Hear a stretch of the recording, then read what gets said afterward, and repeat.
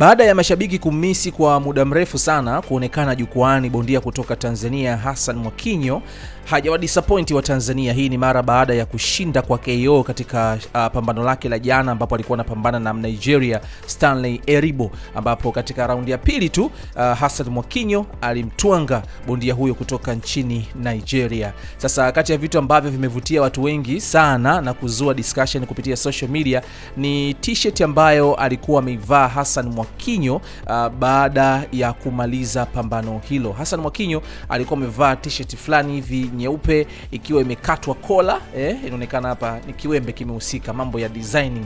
Lakini kizuri zaidi ambacho kilikuwepo katika t-shirt hiyo ni picha ya Rais wa Jamhuri ya Muungano wa Tanzania Daktari Samia Suluhu Hassan, ambapo picha hiyo ilikuwa ipo mbele na nyuma alikuwa ameprint picha ya kiongozi mwenyekiti wa Chama cha Demokrasia na Maendeleo Chadema Tundu Lissu, alafu pembeni akaweka alama ya nyundo ikimaanisha mahakama. Sasa picha hii imezua discussion ya vitu vingi sana. Mashabiki wamemsifia kuona kwamba Hassan Mwakinyo anatambua nafasi ya mwenyekiti wa Chadema, chama kikuu cha upinzani nchini Tanzania, lakini pia ni kama mtu ambaye anataka justice for Tundu Lissu. Tumeona kupitia social media Hassan Mwakinyo amekuwa akizungumza mambo mengi sana yanayohusu wananchi na serikali, na amekuwa akiwa wazi. Ni mtu ambaye hawezi kuficha. Unajua bwana Mwakinyo ni moja kati ya watu ambao wamenyooka sana. Ni mtu ambaye akitaka kuzungumza jambo fulani anazungumza bila kuwa na hofu yoyote, bila kuwa na uoga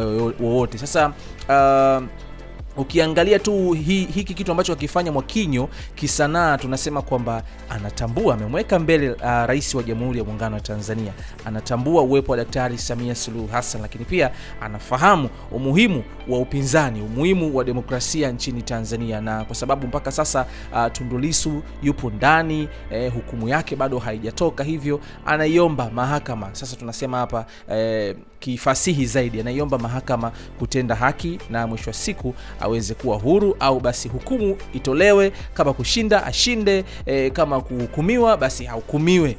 Sasa hapa ndicho kitu ambacho anakizungumza Hassan Mwakinyo kupitia t-shirt hii hapa ambayo alivaa usiku wa jana. Lakini pia nimeona interview ambayo amefanya bondia Ibrahim Classic, ambaye ameponda, amesema kwamba alitegemea kuona kwa sababu Mwakinyo amekaa muda mrefu bila kupambana, basi atapewa bondia ambaye ana experience, bondia ambaye atamchallenge, lakini hali imekuwa tofauti. Ni kama vile kwa mujibu wa Ibrahim Classic anasema kwamba Hassan Mwakinyo aliingia kwenye ulingo akiwa na matokeo kabisa kwa sababu ya wepesi wa mpinzani wake huyu bwana Stanley Eribo.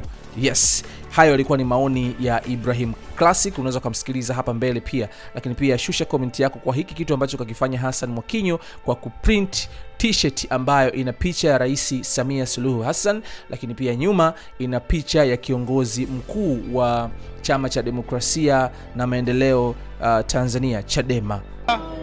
Ndio kuangalia ngumi, lakini nasema tu kwamba bondia bora atabaki kwa mmoja tu Tanzania hii. Okay.